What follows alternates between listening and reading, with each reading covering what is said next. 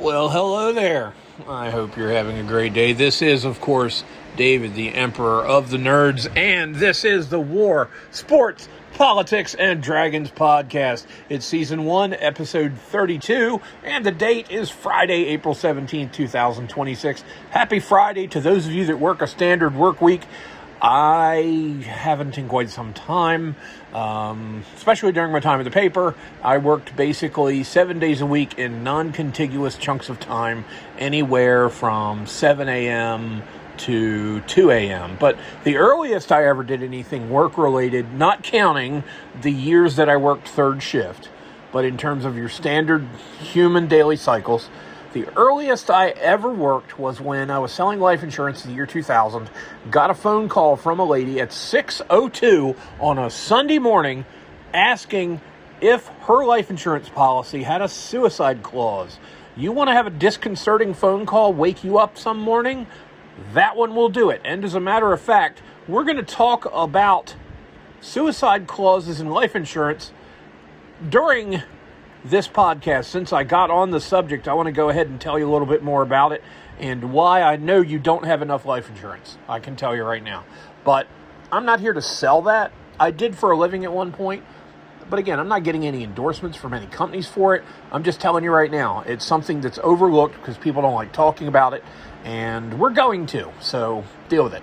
Anyway, let's get the standard announcements out of our path so that we can move forward and do something productive. As always, you can follow us not just on Spotify, where we began, but also on Amazon, Audible, and even iHeartRadio. Meanwhile, if you want to help us get better tech and pay our bills, you can donate through you can donate through Cash App and Venmo. Each handle is the same, WSPD Pod. Patreon.com/WSP Dragons is the Patreon site for subscribers to sponsor us. It's as cheap as just $3 a month for some of the premium content. I've just set up the special Discord for the highest tier members, and we're having some chatter on there. The first 9 chapters of my first completed novel, Love's Crucible, are on the Patreon site now. First chapter is available for free, so you can get a taste and see what it's about. It's one of the longer chapters, actually. And it's a good read. From what I've heard from everybody who test read it, it was very enjoyable. It's set in the 90s, and it's about a guy and a girl falling in love, and all manner of stuff ensues afterward. I won't tell you about the happy ending because I'm not sure if you would call it one. We'll just leave it at that. But if you want to find out, then you get to go to the Patreon, patreon.com/WSP Dragons, and check it out. And again, there are over 24 novels in the pipeline. We just updated a character sheet on Elnish Arundel, our elf, which is modeled after the very first character I ever ran that I created myself in Dungeons & Dragons. The first character I ever ran in D&D died moments later.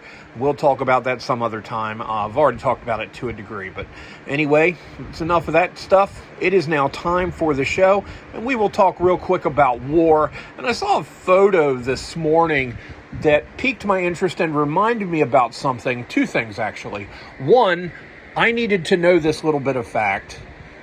And 2, just finding it out proved to me that the overwhelming majority of people do not have the slightest clue about much of anything, and I tell you why. Is nothing in this podcast involves hours and hours and hours and hours of painstaking research, okay? I'm not saying that everything I do is surface level and this is very shallow, but what I'm saying is I don't spend entire days researching topics. Now, there are some things that I can speak on fairly authoritatively because I have practical experience in the field or I have significant exposure to the topic at hand, whatever the case may be. But by and large, I just talk about stuff that I do a quick bit of research on so that I can actually know a little bit about the subject matter and not sound like an idiot like people that say, oh, well, if you're in favor of having an ID to vote, then you don't mind if us requiring an ID when you buy a gun, right? Got you there. We got you there. Yeah, moron. You already need an ID when you buy a gun. I don't talk like that because, well, as I learned in the newspaper business, if you want to know who's paying attention to what you're doing, get something wrong. And my entire life, I've been ruthlessly fact-checked. I don't know what it is about me. I am the most honest person I know.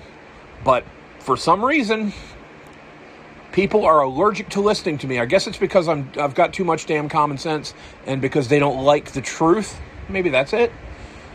Because I've never been really one for sugarcoating stuff. Okay? The nicest I ever got when I fired someone, when I was in restaurant management, as a matter of fact, was, we'll call the guy Joey, which worked out great because that was his name. Joey, listen, bud, it seems like no matter what happens here, and this was when I was managing for Domino's in 2001. Joey, I got to level with you, man. You don't seem like you're happy here. We give you a single run, you complain that it's not 2.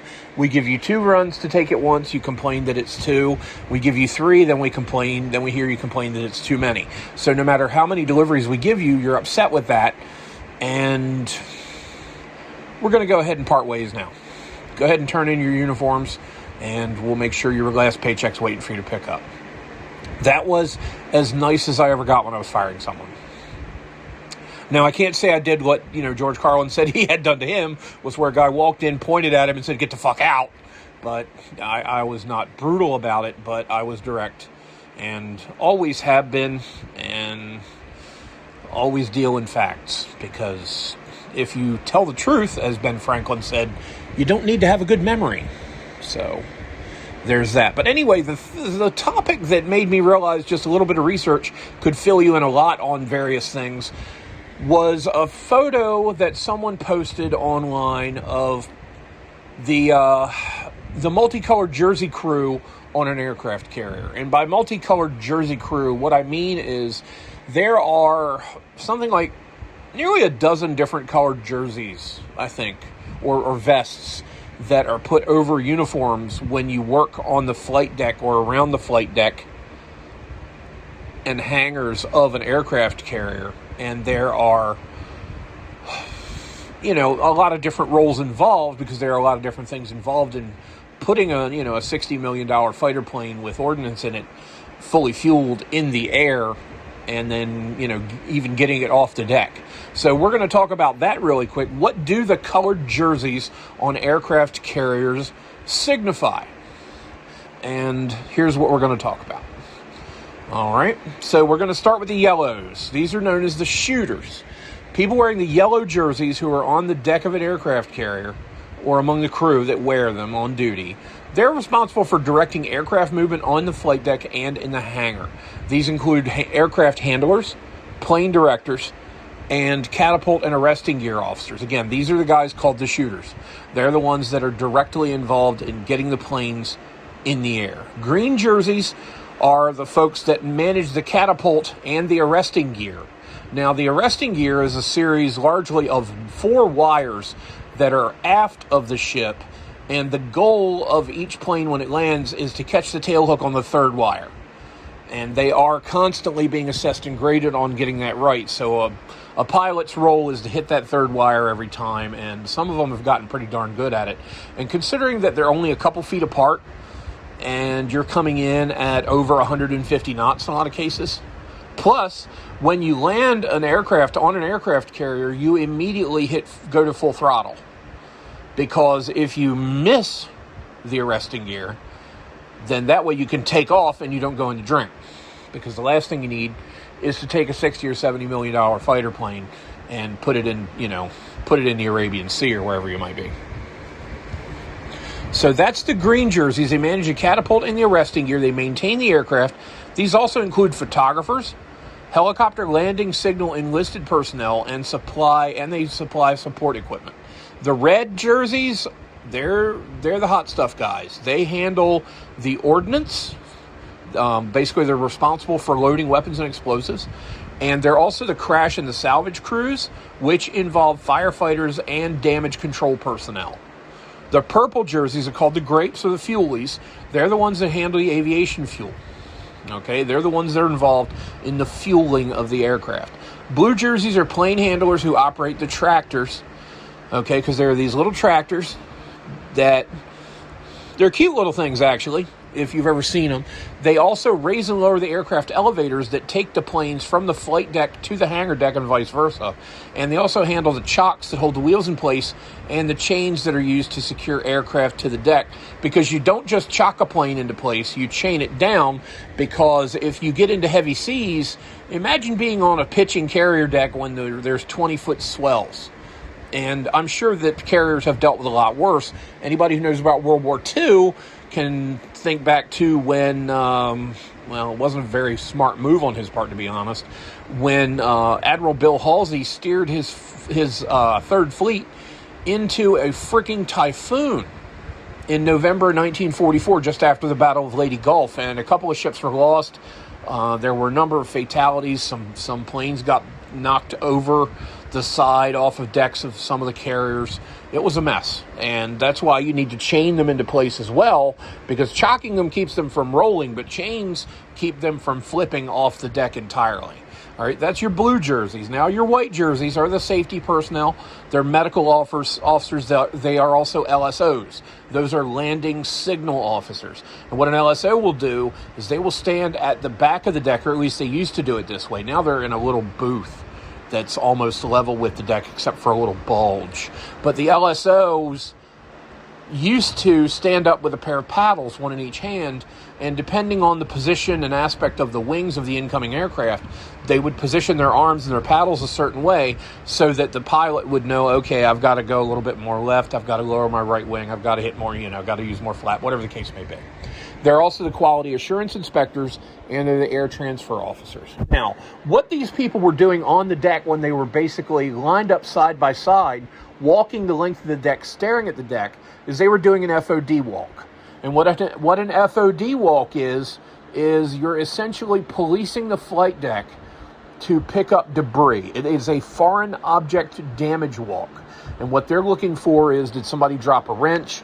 Did a piece fly off one of the planes? Is there something that could damage a tire? Is there something that could get sucked into a jet intake? That kind of stuff. They're looking for that stuff and picking it up when they're walking the deck.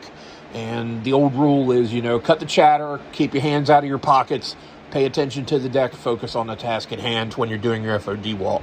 And that covers basically what those different jerseys do. So I hope that was interesting to you, because it was interesting to me. I couldn't remember what all they did. I remembered that the purple guys did fuel, and I remembered that the red shirts involved stuff that blows up, whether it was the ordnance or a crashed plane. But I couldn't remember, what color LSOs wore and so on and so forth. So there you go. Now you have it. Staying in with war, we're talking real quick about an Iran update. Not going to talk much about it except for two quick things. First is the ceasefire may still be allegedly holding between Iran and the U.S. Oil prices are not skyrocketing, with barrels still ranging in the low to mid-90s last time I looked this morning. And just that fast, I forgot what the second thing was that I was going to say. Daggone it. Maybe I'll come back to it. You know how I am. I ramble. Moving over to sports real quick, I'm going to just go ahead and say it right now. I think the Orioles are done. I think they're screwed, and I tell you why. Is because the only real success they've had is against teams that are truly awful. They're struggling against teams that are 500 or better. They lost last night, opening a 4-game set at Cleveland. I think they're going to end up dropping 3 out of 4 to the Indians, or Guardians, or whatever you want to call them this phase of the moon. And I hereby officially write them off. Now, save this soundbite. I would actually rejoice if I were to be proven wrong on this, because I want them to succeed, but I don't see it happening this year. Like I said, I just don't see it happening. I know we're only an eighth of the way through the year, but right now they're on pace to win about 70 games. And I don't think the 88 and 74 thing is going to come to pass, because I think that if they were truly going to do it, they would have started doing it by now. And sweeping the White Sox, yeah, got them out of a deep hole to start with, but they're going to dig another one. Watch, because they're going to be 10 and 12 at the end of play on Sunday, and you're going to say, yep, Dave was right. So there you go. Just a little bit frustrating. Now we're going to switch over to football real quick, and I don't have any notes on this, but I'm just going to make a couple of comments and observations. Now, I grew up a Dallas Cowboys fan, and one of the most heartbreaking moments in my personal sports fan history is from the 1981 NFC Championship, when Joe Montana hits Dwight Clark for what is the game-winning touchdown that sent the 49ers to Super Bowl 16, wherein they beat the Bengals 26-21. Now, Dallas got the ball back in the final minute and got to around midfield before, I think, quarterback Danny White fumbled the exchange from the center, and San Francisco fell on it, and that ended the game. So Dallas had a chance. If they had gotten about 20 yards closer, then Rafael Septien, I think, was still their kicker at that point. He might have been able to hit a 47 or 48-yard field goal that could have won the game for Dallas. But instead, Joe Montana goes off into history because that pretty much was the launching pad for him being ultra famous. Something I do want to point out about Joe Montana, and I've used this to be a detractor of him for years, but I'm not going to any longer. Maybe with age comes wisdom, but here's the thing. How many Super Bowls did Joe Montana win as a quarterback of the 49ers? I want to say it was 3. And he was the backup to Steve Young, or maybe he had left the team when Steve Young won Super Bowl 29 over the Chargers. But in any event, he won 3 Super Bowls as the quarterback of the 49ers. But if you look at his career stats, he missed roughly 4 seasons worth of games due to injuries and still put up some pretty good numbers. And again, won 3 Super Bowls. I believe he was MVP in 2 of them. So I'm just going to go ahead and give props to Joe Montana. I still don't think he's the best quarterback of all time. I still think that has to go to Tom Brady. It simply has to go to Tom Brady. But I think Joe Montana is a top 10 guy. Don't know where he fits in exactly, but I've got to say that. And it hurts my heart to say that because that pass to Dwight Clark was desperation. That was not a scripted play. They can claim it was all they want, but you don't script a play wherein your line collapses like the French Army in 1940 and you have D.D. Lewis, Harvey Martin, and Jethro Pugh running at you full speed, and you throw something that you hope is high enough to clear Ed Too Tall Jones's arms. Okay? And get it in the back of the end zone where you just happen to hit a tight end who's, 7 feet tall and jumps up to grab it. But we'll move on. We're going to move on from sports now into politics. We got a twofer this week, and I was wrong. Let me go ahead and say it. Eric Swalwell resigned. He actually stepped down as a member of Congress, but of course, he'll get to keep his pension and he gets to keep his benefits. Ain't that great? The guy spent $500,000 on hotel rooms during his political campaigns, probably used a good portion of that for dates with hookers, and he may well have raped somebody in one of those encounters. But nobody's saying too much about that. Of course, on the other side of the political aisle, Republican Tony Gonzalez resigned a couple days ago because of the scrutiny he's facing. He, of course, had a little bit of a scandal there because one of his staffers set herself on frickin' fire and died after involvement with him. And I don't know the full details on all that, but from what I understand, he was harassing her, and I don't know if there was any mutuality going on there. I don't believe there was, but I'm going to just go ahead and say this, and this is because I'm so jaded by the whole political process. Ask my best friend, and he'll tell you that my politics deep down are to the right of Attila the Hun, but I am so incredibly burned out by everything that's done in politics that I'm now convinced that there's an ulterior motive to everything that happens. I think that if Swalwell doesn't resign, Tony Gonzalez doesn't resign as well, because one Democrat stepped down, so there's a Republican stepping down right with that. I think that's where we are as a nation politically. I don't think that there's any true honesty and decency and morality left in D.C., and that they basically cut a deal, whoever they are, the powers that be in both parties, they cut a deal. Okay, well, yeah, we got a Democrat resigning, but you got to get rid of a guy too to maintain this little delicate balance of so-called balance of power, but it's really just a political dance they're doing. But they each lose an obvious scumbag and liability, and their little power dance continues. So we'll see what happens with the next couple of people that might be resigning or getting stripped of membership in Congress or whatever the case may be. But since we're talking about, someone that offed themselves, let's talk real quick about suicide clauses in life insurance and life insurance in general. Here's the deal. Now, I'm going to nutshell it, and it is a little oversimplified, and I do recommend that you actually talk to someone who has a license to sell life insurance. I no longer do. I've had a license a number of times, several different times. I sold life among other types of insurance. Worked for a company called American General years and years ago, back when they were a truly decent company. Now they just sell garbage policies. I worked for State Farm as recently as 5 years ago. So I know of what I speak when I talk about life insurance. Here's the deal. There is no such thing as a suicide clause in a life insurance policy. What it is for the first usually 2 years, in some cases it's 3, and I have heard of other periods of time. But basically there is a period of time for the first 2 or 3 years of the life of a policy where it is contestable. It's called the contestability clause. And what that basically means is, the long and the short of it is a suicide clause, but it's not called that. And if, let's say, okay, you find out you've got stage 4 liver cancer and you got 6 months to live, you go get a big fat insurance policy and you die within 6 months, the insurance company can say, oh, come on, man, the guy lied when he was filling out the paperwork, and we should not have to pay this because the man basically committed fraud. Okay, so what the contestability clause basically does is, if something happens in the first 2 years that isn't on the up and up regarding the death of the insured, it absolves the policy issuer from having to pay the value of the policy, because that's just not cricket, as they say. So if you get a life insurance policy with the intent of offing yourself and then taking care of your family's needs, it's not going to work. Now, asterisk, I am going to add this.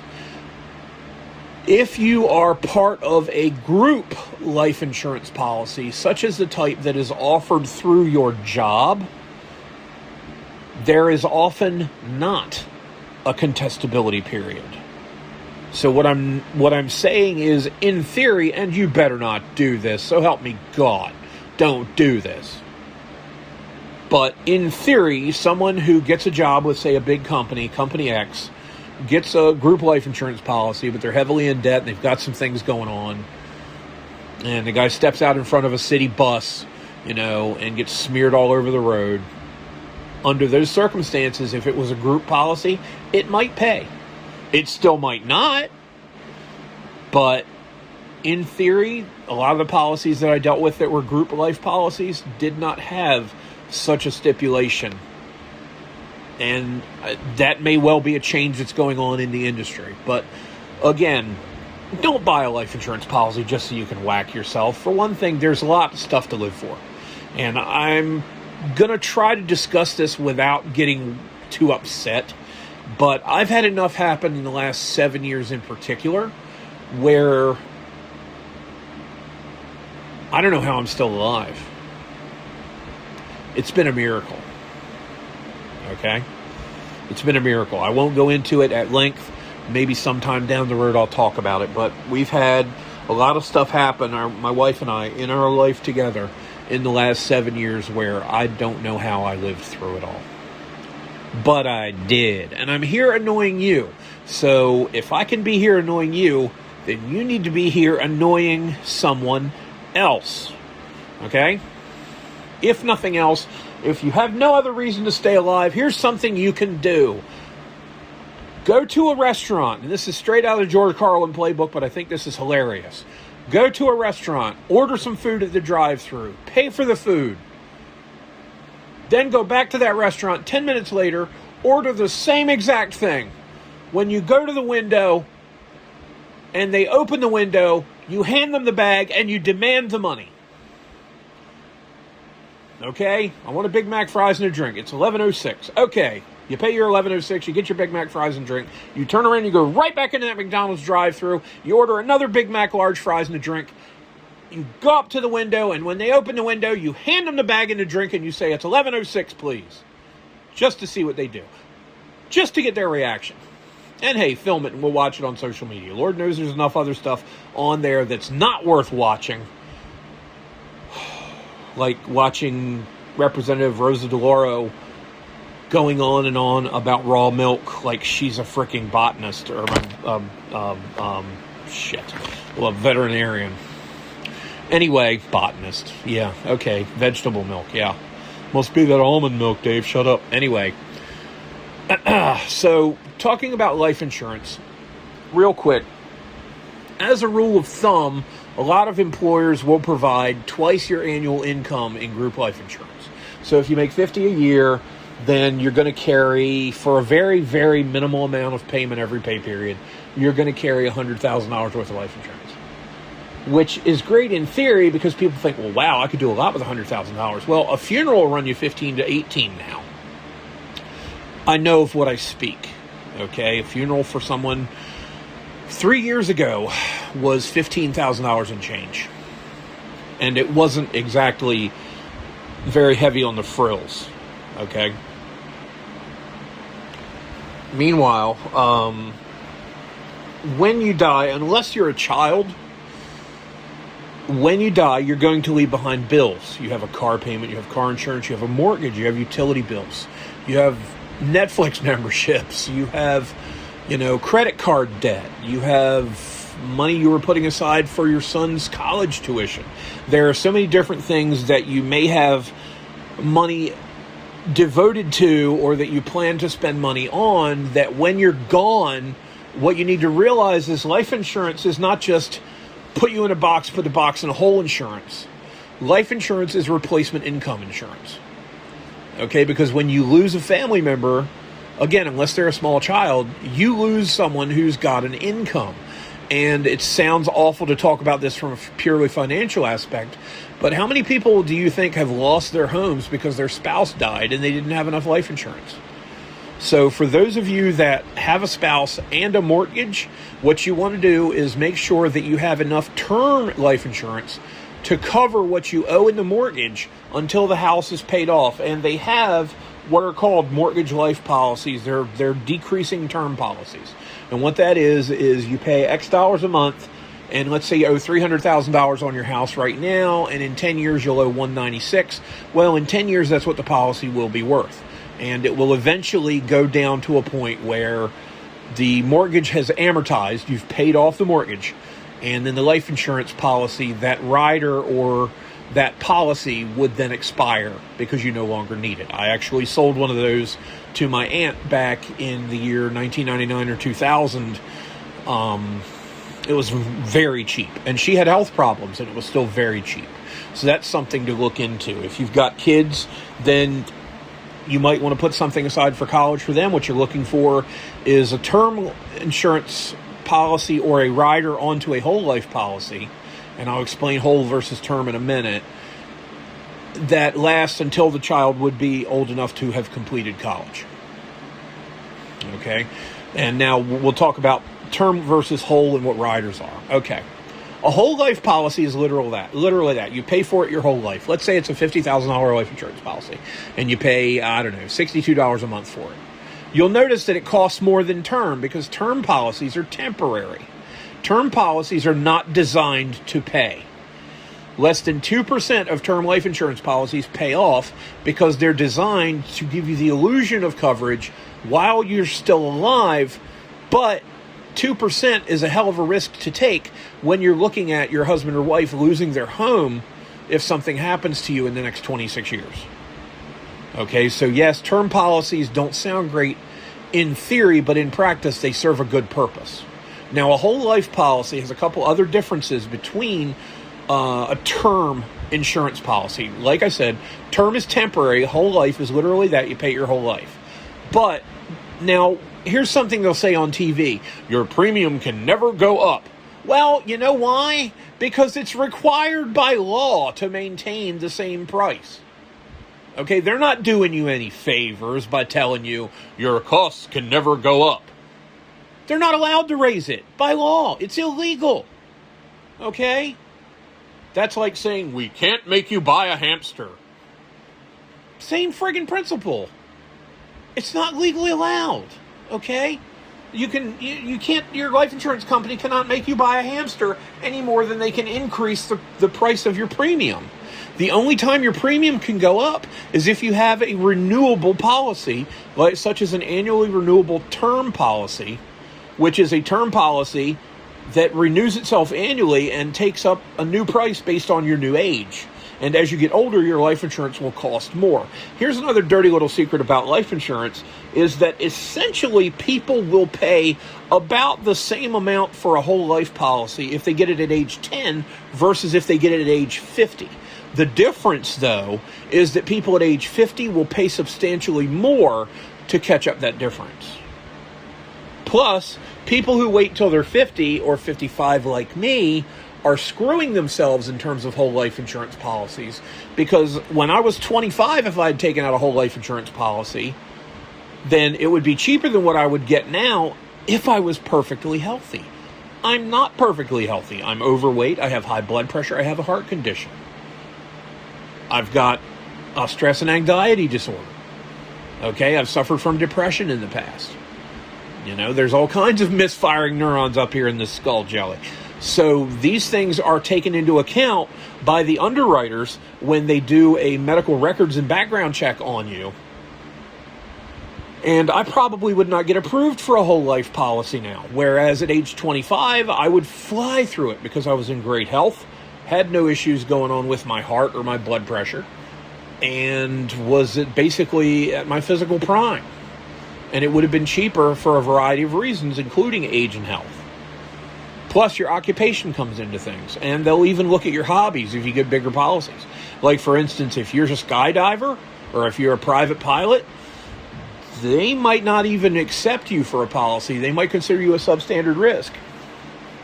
So, anyway, these are things you need to talk to a life insurance professional about. Now you have something called a rider. Let's say that I want to get life insurance on myself, and I want to get life insurance on my wife, and I want to get life insurance on my 3-year-old son. But I can't afford a whole life policy for all three, so here's what I would do, is women pay less for life insurance, so the whole life policy would be on my wife. She would have a whole life policy with a term rider for additional coverage to get her to whatever coverage level we've agreed is what she needs to do. I would then add myself as a spouse rider on that policy for an amount of term coverage equal to whatever is considered needed to cover my needs in the event of something happening to me. Then we would add a child rider, and a child rider usually covers not only kids you have, but kids you're about to have, with a few notable medical exceptions. But by and large, a child rider will cover any child you have in the future at no additional cost. So 1 kid, 5 kids, the child rider costs the same amount. So what I would get is a whole life policy with term for myself, a rider or an additional clause in the policy covering me, or, well, yeah, the whole life policy plus term is for the wife. Sorry, let me backtrack. So what I would get is the wife would get a whole life policy plus a term rider. I would be a spousal term rider, and then we would have a child rider on top of that, and that would be your cheapest fix. Okay, now when I sold life insurance, I sold 3 different types. What I did, and by types, I mean how I described them. I said, okay, here's your Cadillac with all the bells and whistles. Here is a good Ford Taurus. And then here is a beat-up old Volvo station wagon. The beat-up old Volvo station wagon was the cheapest one, and it got you where you needed to go. And then the Ford Taurus was something that had a few more options and a few more things you could do. And then the fully loaded Cadillac had pretty much everything you would want in coverage. And we won't talk about full coverage car insurance because that's a misnomer, and I don't feel like explaining why right now. But look into life insurance. I'm telling you now, you need to look into it, just because you are going to die someday, and it will never be when you expect it. Okay? At some point, one of your thoughts is going to get interrupted, and you'll never be able to continue that thought because it will be your final thought. And when that happens, there are costs associated with it. Funeral homes will screw your family as hard as they can because it's how they make their money. They take advantage of grieving family members, and the last thing you need is to be sitting there at the table and not be able to afford even a basic funeral because you didn't have any coverage. Not having enough right now worries me. With me and the wife. The wife's got substantially more than I have now. But it's not going to replace her, and it's not going to replace her income. But at least it will help with things like keeping a few of the bills paid for a little while afterward and things like that. In my case, it's going to be tough. But we're working on it and we'll get there. It's not something that I've ignored. I'll put it to you that way. Don't ignore life insurance because you don't want to talk about it. Okay, the quicker you talk about it, the cheaper it'll be.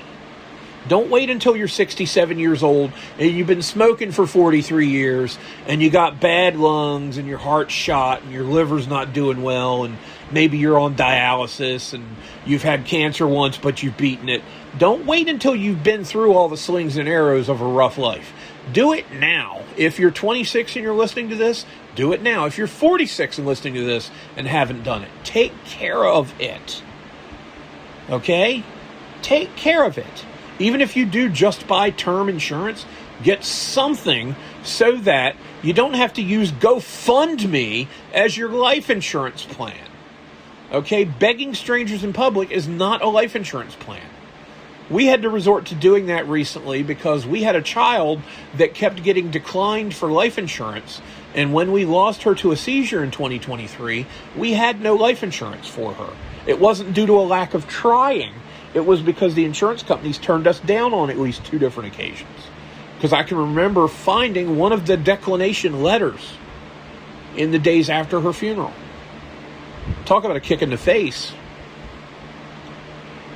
You know?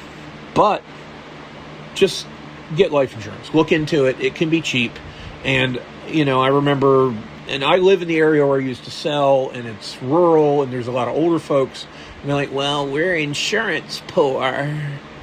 I hated hearing that. It used to make my blood boil. And these were usually sweet little old ladies that would say, well, we're insurance poor. My first question was, do you play the lottery? Well, yeah. Well, there's your insurance premium.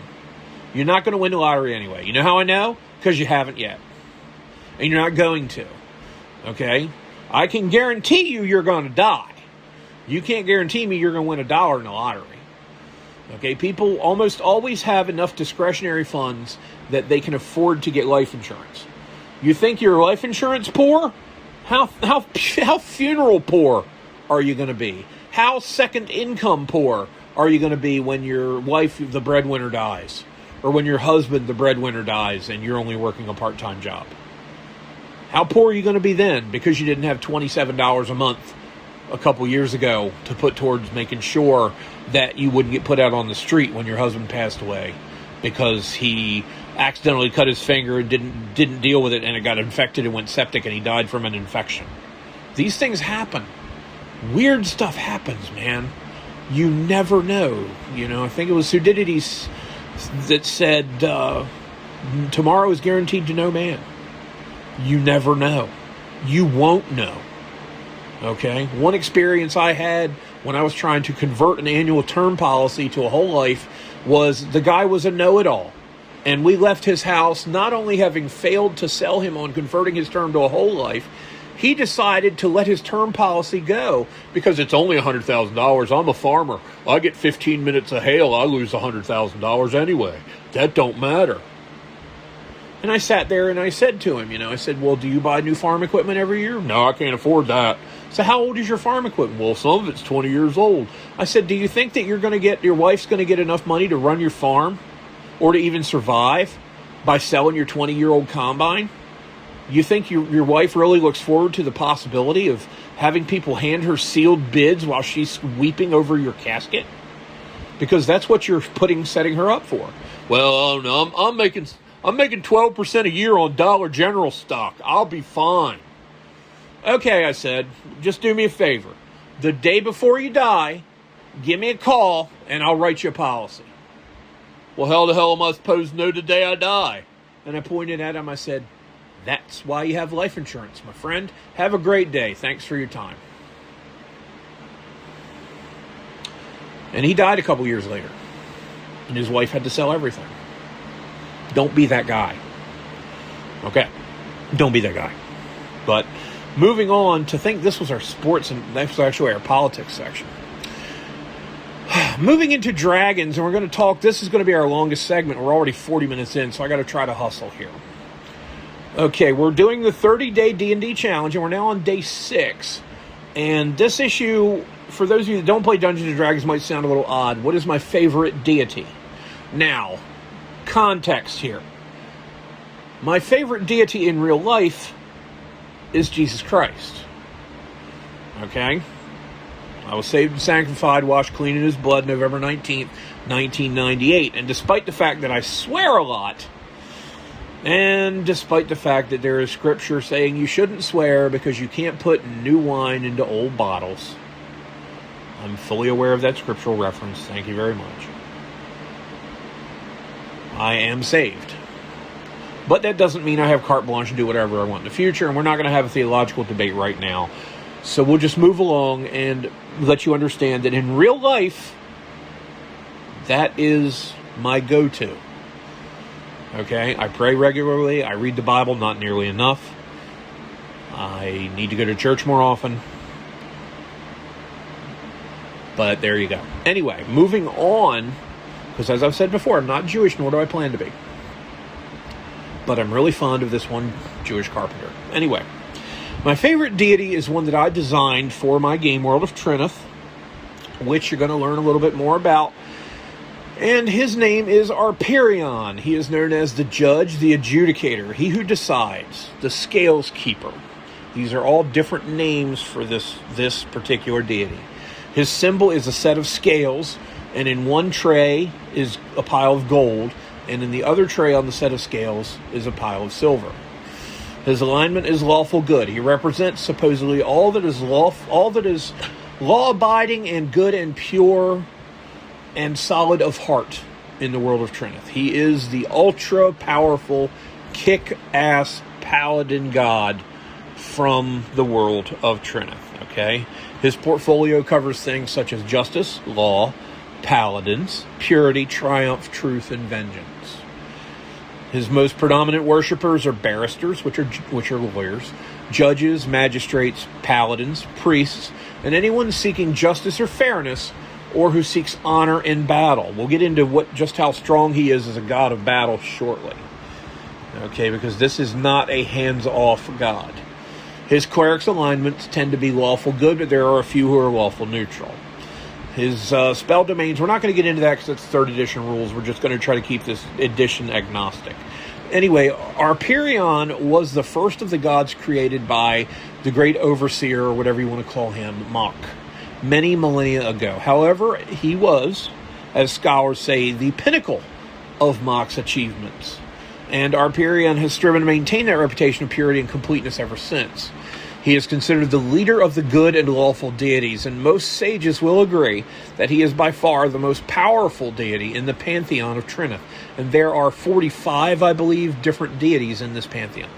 He represents all that is good and pure of mankind, and is often invoked at the beginning of trials, presided over by lawful good-aligned judges and magistrates, to give those involved guidance and to have mercy upon those found guilty. The dogma of his church, well, Arperion is like most known gods of lawful good alignment. He's forthright, fair, and honest in his dealings, and expects nothing less from his worshippers. Followers of Arperion, most notably paladins, are the most sought-after judges and magistrates in the good kingdoms of Trinith. Now, the central kingdom of Trinith is the nation of Olmoron. And guess what? The king is a paladin. Nonetheless, he and the members of his order, while law-abiding and fair, tend to be completely rigid and unforgiving when dealing with members of diametrically opposed faiths, such as Aratum, who is his literal evil twin brother, Malaton, Ventar, and Wayet. These are different gods of things such as torture, predation by beasts, death, and the bad things of existence. It's often said that when members of Arperion's church meet in battle with forces of the aforementioned 4 deities, Arperion himself weeps at the thought of what his followers will do to them in combat. Okay? Never in recorded history has an army led by a paladin or war priest of Arperion lost a battle against a force led by a follower of either Aratum, Malaton, Ventar, or Wayet, regardless of the size of that evil force. recorded instances of Arperian armies being outnumbered by as much as 35-1 and eliminating an enemy host almost to a man exist in some of the older archives and libraries of Trinith. In particular, I can tell you as a side note to just what I had written down here, that after the Great Demon Invasion in the year 562, which is over 700 years ago, based on the current year in the game world, that if it weren't for Paladins of Arperion, the whole world would have fallen into darkness. And some of these recorded instances of Arperian armies being outnumbered and winning happened during that 9-year war known as the Gate War. Now, when depicted in a portrait, he's shown as either a tall, muscular man in judge's robes or a set of royal blue full-plate armor. In either form, he wields a sword in his right hand and a set of scales in the left, one tray with gold, the other with silver. The type of sword he wields varies from longsword to falchion, but is always a one-handed weapon. However, no member of his clergy, orders of paladins, or even lay members is ever permitted to wield a short sword, or even handle it depending on the zeal of the particular sect to which you belong. They're not allowed to touch a short sword because this weapon was pronounced by Supreme Adjudicator and later Olmeri's king, Anton Thespos, in 893 as a weapon used by thieves, spies, and other people of low reputation. Other weapons such as a sap, a whip, or any knife with a blade of less than 5 inches are also avoided by Arperians.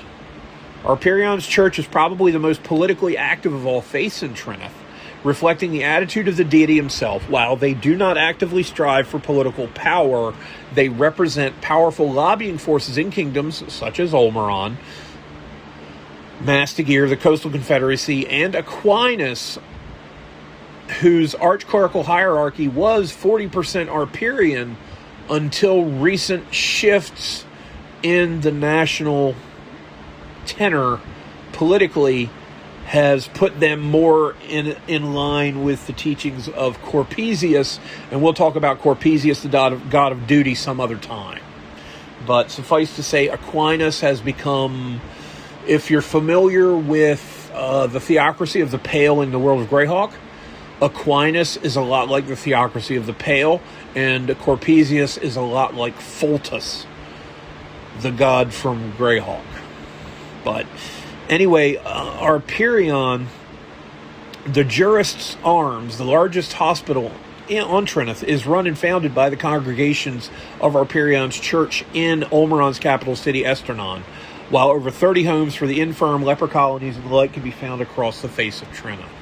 In direct contrast to his powerful presence when in avatar form, he also manifests himself as an extremely handsome young man in white raiment who either frowns or smiles at the person or persons he visits. He appears in the form of a set of scales, one silver and one gold, tilted toward gold in the case of favor or silver in the case of disfavor from time to time at larger meetings of his clergy, if a major policy decision is being made and his judgment is requested by the assemblage. This is the only time he is actually expected to appear. He invariably does, though, as well as in the case of trials of members of the priesthood or order of paladins, but in the latter case he appears in human form and neither frowns nor smiles at any who witness him. Okay, so that is my favorite deity that I created for D&D, Arperion, Arperion. He is the man. You don't mess with him. And I can tell you right now that if you play a paladin or a priest of Arperion in my campaign, you are good and strong, but you also have a lot of strictures and moral codes to adhere to. Moving on now, we're going to go into anecdotal evidence. So actually, I wrapped up Arperion in less than 10 minutes. That's not bad. And we're going to talk about something that I had forgotten about that it even happened, but it's one of those wilder footnotes to history, and it's about something that happened in the days after the Japanese attack on Pearl Harbor. Now, let me just find it real quick. It's called the Niihau Island Incident. Okay, for those of you that aren't terribly familiar with the Hawaiian Islands, there are 8 islands in what is known as the greater or the main Hawaiian Islands chain. Now, just so you know, technically, the Hawaiian Islands stretch for 1,500 miles. And they include Midway Island, which, of course, is the site of a huge battle in World War II in June of 1942. Okay, Midway is considered technically part of the Hawaiian Islands. But Niihau Island, the 8 Hawaiian Islands, down in the lower right, in the southeastern corner of the region, is the largest island of the entire chain, and it's known as the island of Hawaii. It's called the Big Island.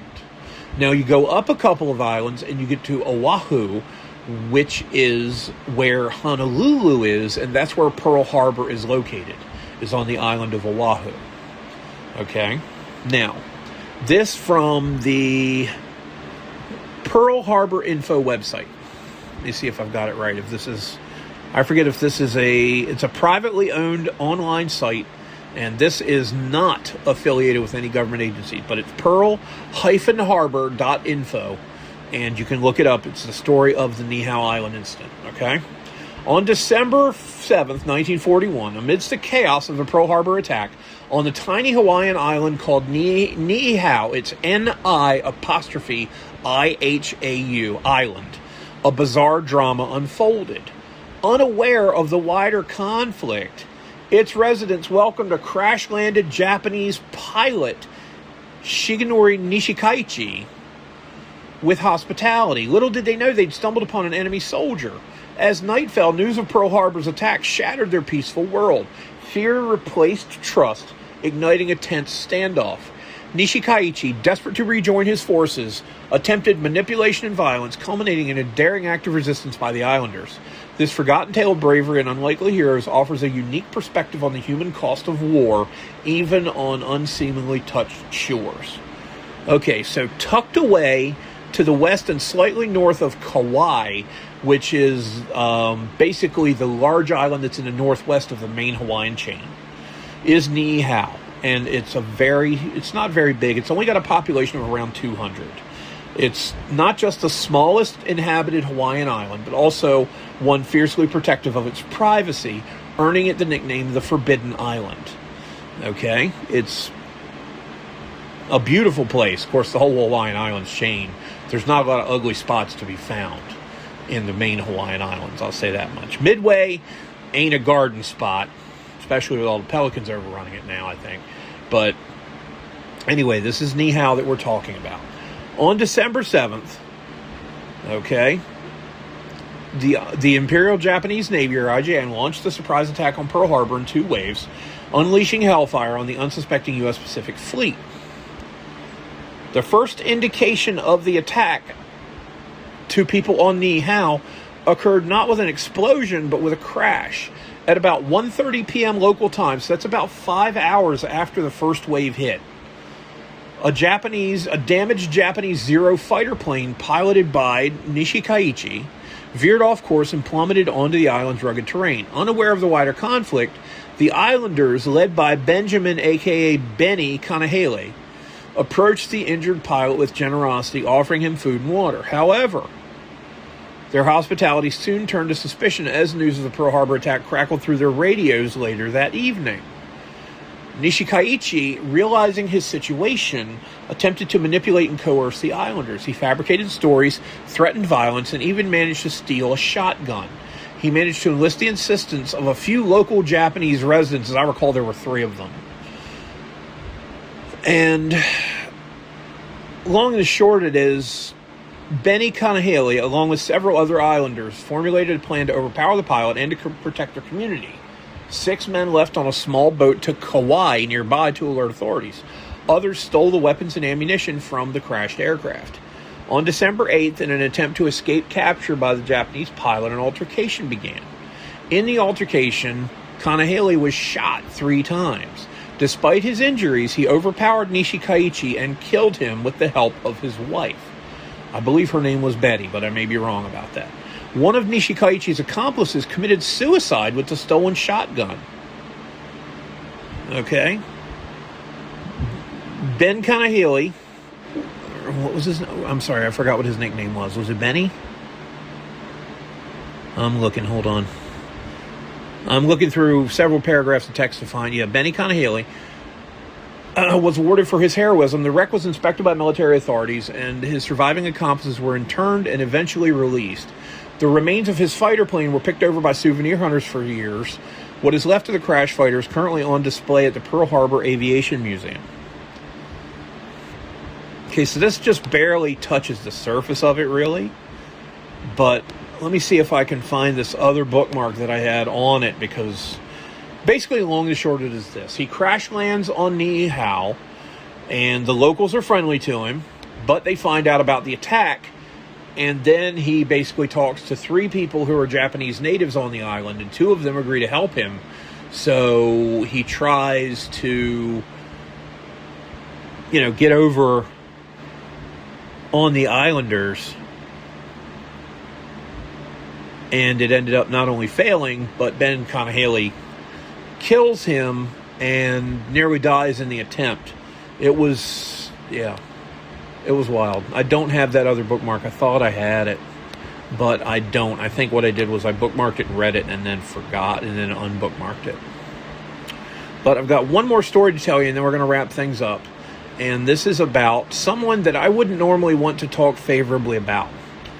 Okay, and this is a member of a royal family. Now, as any of you who's listened to this podcast or who knows me personally realizes, I'm not a fan of aristocracy at all. I do not like the concept of nobility and of rule by birthright. Okay, I am a quintessential American in the regard of wanting everything to be a meritocracy and being able to run a country simply because your dad did and you're born first. That doesn't make you qualified. Okay? But here we go. I'm going to read you this story real quick. This is from Henshi G on X. In Nazi-occupied Athens, so this would have been after April of 1941, when the Germans invaded, a Gestapo officer sat across from a small woman in a nun's habit. He asked his question. She stared back with a blank, uncomprehending expression. He asked again, sharper this time. She tilted her head, straining as if the words were slipping away from her. Still nothing. Frustrated, he raised his voice, leaning in close. She watched his lips with the same helpless confusion. Finally, the officer gave up in disgust, gathered his papers, and stormed out. What he never knew, what almost no one in Athens knew, was that this woman was Princess Alice of Battenberg, the great-granddaughter of Queen Victoria, born at Windsor Castle into the beating heart of European royalty. She had been deaf since childhood, but her royal family had refused to hide her. Instead, they taught her to lip-read in English, German, French, and Greek. She became one of the finest lip-readers in Europe. She understood every single word the Gestapo officer said. And at that very moment, she was hiding a Jewish family, Rachel Cohen and her 2 children, in her home. Princess Alice had already lived a life few royals could imagine. During the Balkan Wars, which were in 1912 and 1913, and the First World War from 1914 to 1918, she left palace comforts behind to nurse the wounded near the front lines, earning the Royal Red Cross from King George V. She married Prince Andrew of Greece and gave birth to 5 children, including a son named Philip, who was born on a kitchen table on the island of Corfu, which is off of the western coast of Greece as you're headed from the Mediterranean toward the Adriatic Sea. But revolution, exile, poverty, and heartbreaking betrayal followed. Her husband abandoned the family. At 45, she suffered a severe mental breakdown and was forcibly committed to a Swiss sanatorium. When she finally emerged, she returned alone to Athens, converting to Greek Orthodoxy, and lived as a nun, dressed in simple gray, serving the poor with quiet devotion. Then came the German occupation in 1941. When the Nazis began rounding up Greek Jews for deportation and death, Princess Alice did not hesitate. She opened her door to the Cohen family, old friends of the Greek royal house. For over a year, she sheltered Rachel, Tilde, and Michael in her small residence while the terror outside grew ever closer. She sold her last pieces of jewelry to buy food, not only for those she hid, but for starving neighbors as well. In her nun's habit, she moved through the city like a ghost, working with the Red Cross to deliver aid, all while protecting her secret guests with calm, unshakable resolve. When suspicion finally brought the Gestapo to her door, Princess Alice performed her greatest act of courage. The woman who could read lips in 4 languages sat silently before the officer, pretending to be nothing more than a frail, confused old nun. She said nothing. And because of that sacred silence, the Cohen family survived until Athens was liberated in 1944. Years later, in 1947, she stood quietly at her son Philip's wedding to the future Queen Elizabeth II. Thin, dressed in gray, a figure of sacrifice amid the royal splendor. She spent her final years in Athens, founding a nursing order and giving away everything she had. When a military coup forced her to leave Greece in 1967, she reluctantly joined her son at Buckingham Palace. She died there 2 years later at the age of 84, leaving behind no possessions, only a legacy of love and quiet bravery. So here's a woman who was a princess, died a pauper, basically. Now, granted, she was living in a palace until her dying day. But of things that she herself possessed, she had given them all away. Her final wish was fulfilled in 1988 when her remains were laid to rest in Jerusalem on the Mount of Olives. In 1994, Prince Philip accepted Israel's highest honor on her behalf, righteous among the nations. He later reflected that it never occurred to his mother that what she had done was extraordinary. To her, helping those in mortal danger was simply what a human being, especially one who feared God more than the Nazis, would do. Princess Alice of Battenberg, born into the grandeur of Windsor Castle, chose instead the path of radical compassion. When the Gestapo came looking for truth, they found only silence. So this is a heck of a story, and it's a shame Prince Philip didn't turn out to be the person that his mother was. We'll just say that. Yeah, he died five years ago or so, and yeah. Anyway, that covers that. Now I got a quick joke for you, and we're going to wrap things up. And again, thanks for listening. We're an hour in now. One day, a father finds out that it's take your kids to work day the next Tuesday. So on that Tuesday, he gets his daughter up, and instead of putting her on the bus for school, he takes her with him to his office and shows her around the office, shows her where the break room is, and the bathroom, and the copy machine, and the water cooler, and she gives her the nickel tour, basically, of the entire building, the production facilities, the upfront offices, his office, where he works. He's a vice president of some sort. And sits her down at a little desk in the corner of his office with her coloring book and crayons and a snack, and lets her do her thing. Well, she goes off to the bathroom and comes back, and then she goes to the water cooler and comes back, and then she goes to the break room and gets a snack out of the vending machine and comes back. Well, by the time she comes back from her third trip, she's visibly upset. And as the day progresses, she gets more and more upset. With each trip that she makes, she comes back sadder and sadder until around 2 p.m. The little girl is in tears. And the father, of course, is not an idiot. He's noticed this. But he figures that, maybe she's just homesick. Maybe she wanted to be in school more, whatever the case may be. Well, finally, she's fighting back tears. And he says, honey, what's wrong? Did I do something? Did somebody do something to you? No. Well, are you hungry? Do you need something to drink? Is there something wrong using the bathroom? What's wrong? Did you fall down? No. Well, honey, what's wrong with you? And in a loud voice that everyone within 75 feet can hear, she says, Daddy, you lied to me. How did I lie to you? I want to know, where are all the clowns that you said you worked with? I don't see any of them. I was lucky when I worked for the paper in particular, because I was able to take my kids to work with me whenever I wanted. And they got to see all the clowns they wanted. They just didn't wear costumes. They were what were known as sports parents.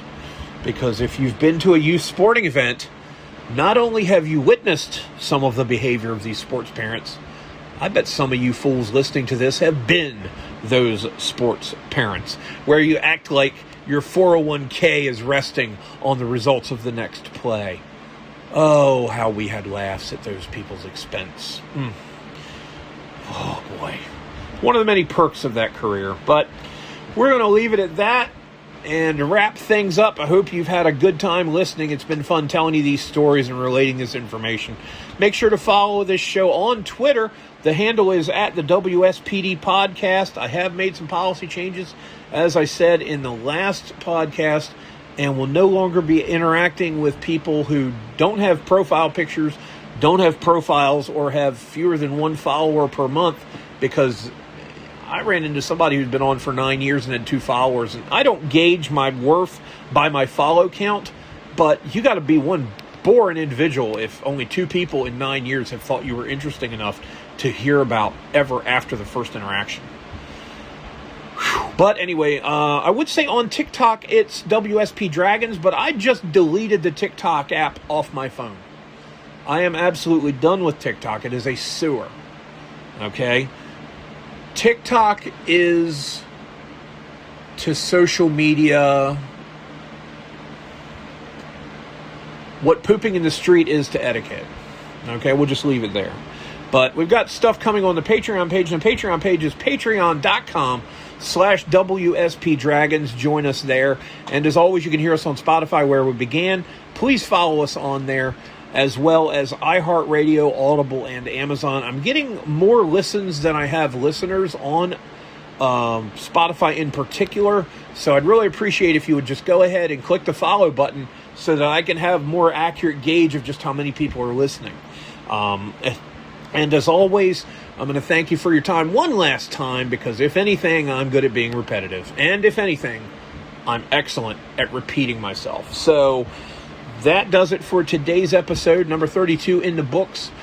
Everybody have a great weekend. I hope I'm wrong about the Orioles, and I hope that we continue to have some semblance of peace in the Mideast. But if not, well, Javid Shah, free Iran. Take care, folks, and we'll talk to you soon.